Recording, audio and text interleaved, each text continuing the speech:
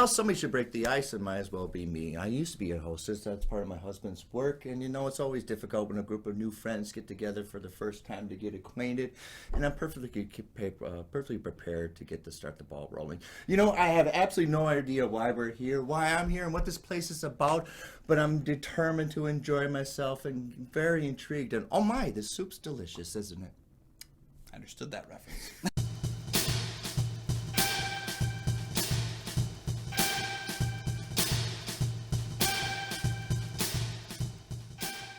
Welcome back to the show. I'm one of your hosts, Kyle Goethe from GoatFromReviews.com. I'm Nick from the St. Paul Filmcast. Thanks for finding us. Thanks for watching. And thanks again for that intro.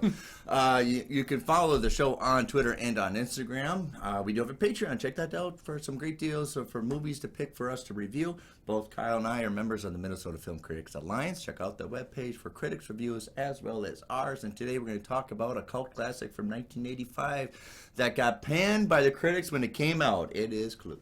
Sometimes critics are wrong, too. Yeah. Several guests are invited to the home of the mysterious Mr. Body for a dinner party. There they discover that their host has a nefarious reason for their attendance. And when a murder occurs, they are forced to uncover who killed who, and with what, and where. Just one murder? All before the police arrive. All right, so Clue started out as a premise in John Landis's brain. I think he wanted to kind of write it and directed it. He kind of liked the board game. Prior to this, there wasn't really a movie based on a board game ever. Yeah. So this is kind of breaking new territory. I only found a few since then, and there's not many. Battleship. Right. Ouija board. You can call D&D, I guess. Yeah, when we're going to get our Connect 4 video movie. Yeah. So the premise of John Landis, I think he went through a lot of people like Steven Sondheim writing it. There was a weird collection of people. Because, Sondheim was invited over, as well as a couple other writers who, didn't seem like they would gel with Sondheim. It was this weird connection. Yeah, and I don't think anybody really understand what he wanted to do is he wanted to do kind of like His Girl Friday, where it's a vocal comedy, where the jokes go at you light speed, where you can't really, it's constantly repetitive of dialogue. Well, it slowed down a little bit, too, but it's more vocalized than physical. There is some physical comedy, there's some physical stunts in it, but it's under that beats of 1, 2, 3, 1, 2, 3, joke, knock it down kind of thing. Yeah, because what I felt with that was the idea is the game of Clue is a game of confusion. You're not really sure who killed who, with what, and where. And so the idea is that he's trying to use the comedy to confuse you so you're not seeing left, right, center who actually is the killer. All the way to the end. Yeah. And part of that might be because of the multiple endings thing, which is another John Landis creation. He had the idea of having multiple endings, but then in that way you have to set up every one of those endings throughout your narrative so that when they happen you could go back and think, oh yeah, they set that up. But you have to set up multiple endings, which means you have to set up ways of making everyone the possible killer, Yeah. So, a clever idea. I think, if you remember right, how did Jonathan Lynn got on board is simply because he has a background in theater. I think it's Jim and John Landis sat down to kind of write, and John Landis kind of abandoned it because he wanted to do Spies Like Us. Somebody's going to pay him a lot of money to do it to the point that I can't turn that down. Yep. It's already in pre-production. So, and he didn't want to wait a year to do this, so he gave kind of the keys off to Jonathan Lynn to do. And Jonathan Lynn, this is kind of his first movie. I think this is effective use because it does seem like a play. I think they even do a theater version of this, don't they? There is. And also, Clue is very much based in the realm of Agatha Christie. Which has masterpiece theater. Yeah, which a lot of her mysteries had been adapted multiple times. So you had a bunch of people shouting in a room at each other, but it's like, where can we mine the comedy from that? Where can we send that up a little bit better? So there's a lot of that mixed throughout the film. Is like, how do we get that? And Jonathan Lynn, coming from a writer's background, had, like you said, not really directed anything, but he'd written a lot. And so it's like, that's almost the perfect person to get on this, is somebody who was theatrical, someone who had written a lot, Jonathan who could Lynn, work with that. Yeah. Very proper so. So initially with the casting, Carrie Fisher was initially supposed to be Miss Scarlet, but she checked into rehab with undisclosed determination of time, so they had to find somebody else. They find Leslie Ann Warren. If you didn't know, Leslie Ann Warren likes to date rock stars in the 80s. That was... I don't know. You have to put I out. was not a rock star and not around in the 80s. You weren't part of the hair band. She didn't have no clue. She didn't care about you. That's another thing. I don't know why I have to put that in there. But an interesting point. I don't know if we talked about before recording. I don't think many people noticed that their costumes are opposite of their colors of their names. Well, what's more interesting is that their cars are the correct colors. So it's why is the question I have. I don't know if it's a play. I've never really researched why, because Miss White wears black, Colonel Mustard wears ketchup. Mm-hmm. Yeah, Mr. Green wears blue. Professor Plum is wearing the opposite of purple, which is kind of brown. Yeah, perhaps again the idea to confuse. I don't know. Yeah, it's all that. It's that intent to discombobulate, but it's never confusing to the viewers. Yeah, and especially me. Clue is one of the board games I played like gangbusters the first 10 years of my life. You got to play with somebody who's going to be honest, because I'll say this, and like, no, but then yeah. But Clue is a game, like, I played the game a lot. I had Clue, and I had Clue Jr., I had the Harry Potter Clue. Like, I had all of those. There's an expansive one with more characters. Oh, yeah. And not only that, I had the Clue book series. There was a book series that followed the characters from mystery to mystery. And then there was a Clue Jr. book series, which was, again, those characters as children. It was a whole silly thing, but I was addicted to the realm of Clue. Yeah. And so when I found out there was a freaking movie... Right. Oh, man. You had the same thing that happened to me, because I remember we were playing this somewhere in my family's home in '86. And just from playing with my parents, my mom goes, well, there's a movie about this. And I probably the rare times I probably grabbed my parents' coat. And like flip the table. Let's go now. Yeah. And you probably should have seen my face reaction when they show the secret compartments that include the board game. And they're the correct ones. It should be noted. They're not just secret compartments. They are the correct ones that lead from room to room. So I really have an intense appreciation for the like touches that show that we cared about the property. Because again, making a movie based on a board game is one of the dumbest things you can do. I can't really understand. There's a Monopoly movie that's been in development with Ridley Scott for decades. And I don't understand how that movie would work. There was talk of a Chutes and Ladders movie, and I was like, again, I don't get how that would work. Clue is maybe the easiest one to do because you have characters already set up. You have a mythology that's really easy to follow, but it's still not a very easy movie to pull off. No, right. So casting wise, I think everybody has a background a little bit in comedy, like Michael McKean. Mm-hmm. You have Madeline Kahn, who came in, whose story, it was actually with based on her character is very underdeveloped, and a lot of her lines were just her ad-libbing.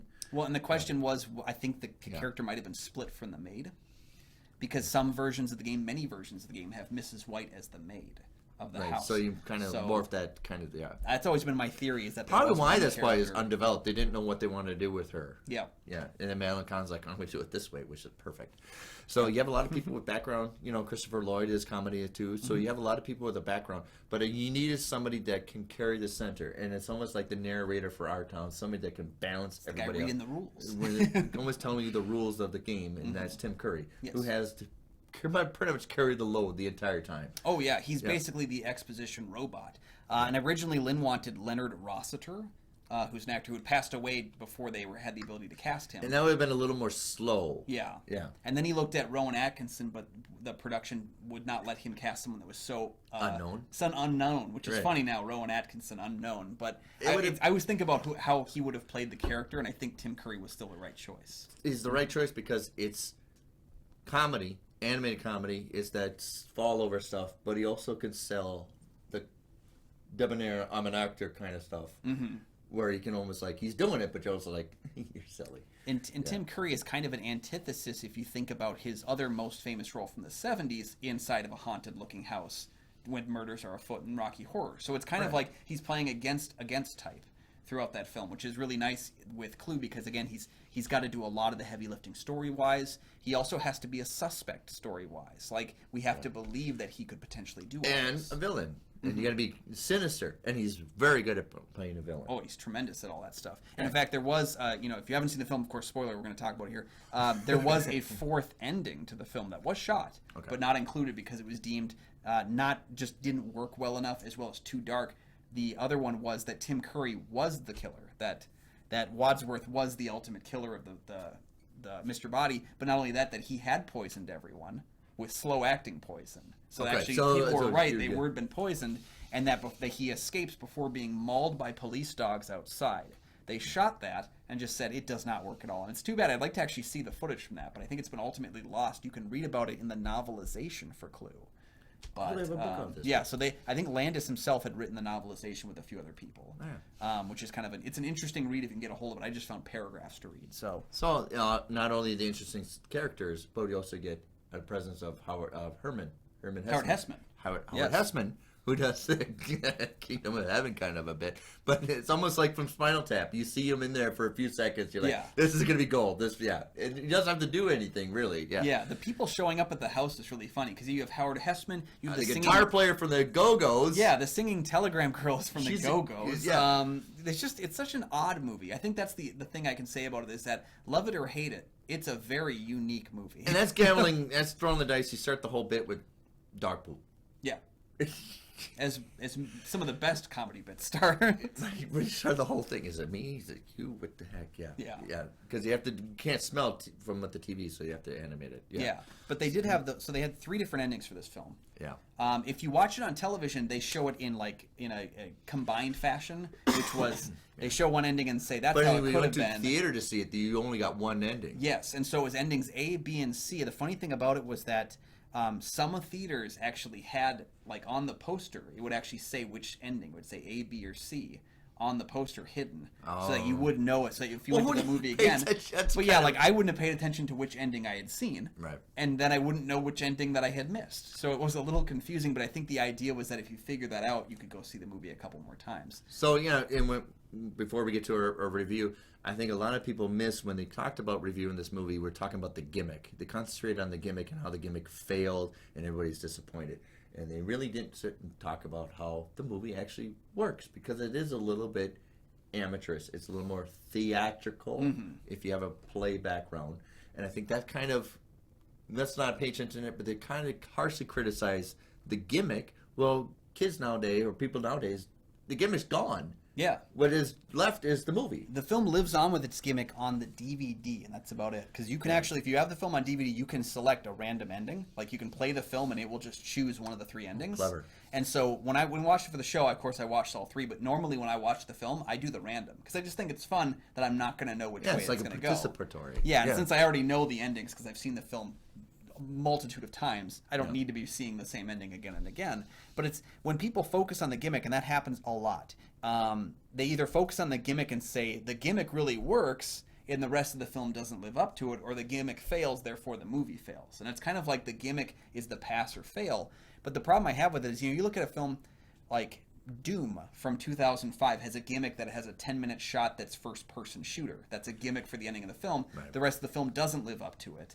But that's a really cool sequence all the same. In this film, because that's the only thing that's memorable. That's the only thing that works. Whereas I think the rest of this film works pretty well. And the gimmick really doesn't. The gimmick itself is a little blustery, flustery. I would have rather had them had an ending for every single one of them, and just instead of just the 3. And psych you out. Yeah. And then you run the credits and like, oh, what about this one? Kind of like, you did that. That would have been fun, in the credits to kind of play off a few of them. I watched this many, many times, probably 100 times between 85 and 90. And it's nice to just sit and review it because you catch things that the catchphrases that we all can, the lines. I mean, we can just sit and drink and do the lines and But I love what the framing of it, because obviously they framed it inside a studio. But you have a lot of intelligent shots of where to look down. Not only it almost feels like the camera is another one of the characters. Yeah, like you almost like seeing things like that a little bit. Not only that, you have to catch some things because they show you So it's what is effective most is the rewatching. That's why I say it's most important, because it's not effective watching one time, but it's almost the constant rewatching to catch all the little details of it. I find something new every single time that I see the film. Some new line that I put together. Just the recent one that I remember, because I paused and I turned to my wife and I told her about it because she didn't catch it and I did. And it was Professor Plum talking about working for the United Nations organization. So you WHO. That joke that everybody misses. He's working for the you-know-who, which I think is really brilliant. Like, that kind of thing I didn't catch last time I watched the film. No, but the joke that everybody forgets Tim Curry does, because, now we work in the United Nations. So your work hasn't changed. You're still working with the crazy. Yeah, exactly, yeah. But yeah, there's little lines like that where they throw But he does them it so in. deadpan that a lot of people miss the joke. Yeah, they completely sideswipe it. But I work for the UN. But that's one thing I appreciate about the film. I think the set is really great. So the ballroom itself and the exterior with the Max Bush house, which unfortunately has burned down. It's not around anymore. Yeah, I heard about that. And it was a big cultural thing because it was important to that community that it was in, but also for fans of the film. People actually showed up and like left flowers at the burned remains. Yeah. But the actual sets, everything outside the exterior and the ballroom, were sets on a soundstage that I think are very. Each one of them works pretty well on its own, and they kind of get that whole idea of like a shifting environment that you don't really know because you don't actually see. Right, it almost seems like it's an evolving set, but it's not. But it actually did. I think the story on Wikipedia is entirely on the production as Paramount. That's not really. They found a house that has a little more upper level that you can shoot out of it. The entrances and doors. So it's not completely 100% at Paramount. Yeah. They did some other shots at a different house. Found a house that kind of matched and everything with rooms. The rooms that were on the set, though, for Dynasty fans, they actually ended up becoming the Carlton Hotel. Yeah. Right. Which I thought was very funny. I had to go watch a couple episodes of Dynasty. But it's that blending of that old-fashioned 40s kind of authentic look, and they're almost like it's at home that's just not really homely. Yeah. It's just fancy. Right. But I think you effectively have a movie that's set up for rewatching for constant video rental, and that's where it plays. It's not a movie that you can go enjoy it in a movie theater and enjoy it, but it's for community. Get your friends around and you can. Yeah, and I think that's when the film works its best. But you're right. You know, you said you'd seen it 100 times or something like that from your childhood. I did the exact same thing. This actually used to play on Comedy Central on like a weekly basis. That's right. Yeah. I would turn on that TV and I'd be like, "Oh, this is on." Doesn't matter where it is in the movie I'm watching. And you grow up with it, but then when you become an adult, you go, "Well, that's what." Yeah. Yeah. It's all the jokes like, that went over you as a kid. As a kid, I grew up with. I tell people all the time. I watched Animal House when I was 4 years old. I would watch Seinfeld and Saturday Night Live with my family every week. But I was 5, when I was watching that show. Didn't understand most of the jokes, but like in Seinfeld's case, ooh, that Kramer guy's funny. And then as you grow older, you get into those conversations where you start to recognize the things that like, oh, I wouldn't have known that as a kid. It's exactly how Clue is. Most of the film can work on its wacky premise and the fact that we've played the board game so many times. And then it evolves into an adult film. And everybody involved, cast and actors, are still surprised the longevity because it was trashed so bad. Oh yeah. And they didn't, they almost like completely ignored. It's funny to me that this movie has such longevity because of fans, not critics. The fans love it, and it's now playing on Turner Classic Movies. If you told me that this movie would be considered a classic, I'd be, what is wrong with you? Even though I enjoy it because that's the arc of where it came from. It was pretty much nobody wanted to be involved with it, but now everybody. It's almost like a rite of passage. You show it to your kids. Oh yeah. The funny thing about that is all that was nowhere from me. I assumed this film was beloved. My entire childhood, I assumed everyone had seen this film and it was beloved. I actually only recently, probably about the time that we started doing the show together, discovered that the film had such a like low reception initially, and that it actually was a box office bomb. The film made less than $15 million on a budget of $15 million. Yeah, well, it got out in the winter. I mean, who wants to see? I think it was December. Yeah, like a Christmas. Who wants to see a movie that the gimmick didn't sell? And that's the whole point. If the gimmick is trash, then what's the point of going to the theater, right? Yeah. And so you just I like the movie. Let's try it. It's that slow, get your bearings about everybody. Try it out. Yeah, and I think the idea too is that I don't know about the landscape of board gaming back from that time period, but I would assume that Clue was probably considered a family game, and this was a film that was not necessarily family, oriented. It's PG, so it's acceptable, but like, I don't know I think the idea might have sold more copies of the game if it was a kids movie, and thank God it wasn't. But I think it just kind of had trouble finding an audience, and that's why things like Comedy Central works, because oftentimes you finish watching something, you can't find your remote, and you're like, well, I'll watch whatever this is, But it's that constant change of beats, and not only unnecessary, sometimes dialogue that seems throwaway, that's not important, but the way they deliver it has weight to it. Even when Tim Curry's like, hey, why'd you ever go to my phone? You're not mine. Yeah. It's just a line, but how he says it, you retain that, and that's what I think that's the charm of the whole movie is. Even though the lines are not supposed to be the jokes are funny, still retain it. And you can say these unique lines, and you know exactly what movie comes from. Exactly. Yeah. It's funny because some of the lines aren't really even considered. Wouldn't even be like iconic throwing lines, but if you know someone who's seen it, they recognize it. I always think of I used to use this line all the time whenever somebody would have too many drinks at a family get together. I'd be like, maybe he poisoned it, and then who had seen Clue because you know who'd do that fake scream. You know, hard. I really want to pour a drink like Colonel Mustard. Just just. Anybody else want a drink?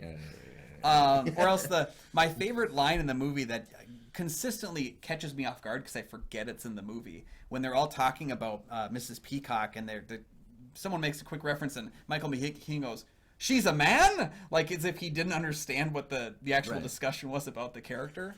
But it sets up the beats because you're serious joke. Yeah.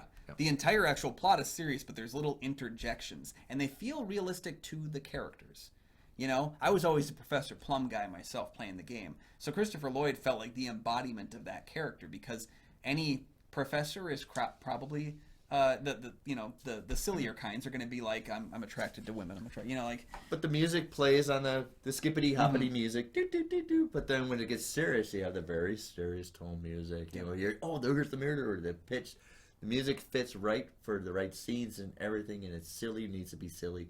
It's crafted well. Yeah, and the music is done by John Morris, who had done, a previous episode we talked about Life Stinks, Dirty Dancing, a number of Mel Brooks films. But then you also get, too, the idea that it was produced by Deborah Hill, who had produced John Carpenter. Halloween and a number of other, Carpenter films. Somebody's going to get knifed. They took it seriously, I think. Somebody's going to get knifed. That's why she holds on to the knife when it revealed the box a little bit longer. Yeah, the knife. Pretty much, yeah. Right? Yeah. So overall, it's still a classic. It's still one of those that, it's one of those things that it carries weight. We always enjoyed it as a movie. And I don't know, maybe I should go see that in the theater. But it's still... They brought it back with Fathom. And I don't know how they deal with the ending thing, but they've brought it back before. So right, yeah. But we all want to go to a dinner party and solve a mystery. We all kind of want to. Yeah, and I think this movie right now feels at home with things like Knives Out, with things like the new Kenneth Branagh, adaptations of Hercule Poirot. Like, it feels at home with that kind of thing. Well, I just pitched this before I pitched it to somebody I work with, and she's younger than you, and she's like, I've never heard about this movie. I should give it a try. Isn't that crazy? Because you think everyone knows Clue, right? Yeah, everyone what knows are you that. doing? It was like this time I had a conversation with someone she was like, "What's Back to the Future?" And I was like, and I just threw the table across the room. Oh, right. Yeah, it's hard. Right. It's tough, but you know what? Right. That's what we're here for, is to give the movies to the people. What's funny though, this movie has a remake in development. Oh, Do you think a remake can work? You have to completely. Yeah, if you do like Suspiria. Yeah. If you can do a remake of Suspiria, you have to pull away any reference. You have to go opposite. The mute colors, the darkness. I think if you do something like Clue, you're going to have to do, Death on an Isle or something like that. Or, something a little bit tome serious. Because I thought you can't capture it. This. Yeah. You'd need to have a unique cast. Because I think right now, Ryan Reynolds is attached. I think Jason Bateman is attached. And it's like, they seem like unique enough to this film. You need to get a wider berth, though. Get some people who wouldn't normally be in comedies, get like a Leslie Nielsen type. Well, if you're going to go that route, then you need something, a mixture of Death on an Isle meets Game Night. Yeah, and so they could have fun with that kind of an element. I also think Game Night's a very underrated movie. Game Night is fantastic. Yeah. You also need to get the elements of playing against the type. Maybe go back to what the game was, whereas Mrs. White was a maid. So have her actually be the maid. Hey, the characters dressed to the color of their match. Yeah. And Mrs. White wears Mrs. White. What was the other one? Mr. Green in some of the UK countries where Cluedo is the game. Cluedo, because it's based on Ludo, Latin for I play. Oh, yeah. So Mr. Green in some versions of the game over there is actually a reverend. So I would actually make Mr. Green a priest Reverend of some Green. Sort, and put him in there and actually have him be a man of the cloth. Like, go back and find ways that you can twitch the original idea. They've got director James Bobbin currently attached to direct. He did the Muppets from 2011 and a number of other films. So they want to keep the silliness? Yeah. Then you're going to have to do a mixture of, like, Hercule Poirot. Yep, and just play against type. Just find unique people to be in it. So. And then the colors have to match their names. Colonel Mustard has to wear mustard. So, have you seen Clue? For God's sakes, get off and start watching it now. Yeah, what are you doing? Why are you watching us? I mean, keep watching us, but then go watch Clue and then come back. Let us know your thoughts on the film down below. What board game would you like to see adapted into a film?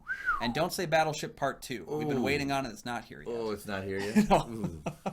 But yeah, while you're down there, make sure you like and subscribe to the channel. There are 2 free things that you can do. They make sure you never miss new episodes of the show, and they help to support us at the same time. It does. We love that. Yeah. And check out that Patreon link down below for tiers as low as $1. Join us. Join us. Join us. And you can get access to Picks with Kyle and Nick, our exclusive Patreon content, as well as Road to De Palma, our monthly series with Brian De Palma films. We know you like our Brian De Palma films, so come join us. Yeah, we got a lot of good views, but you have to join the Patreon to check them out. Yeah, so thank you guys for joining us so very much.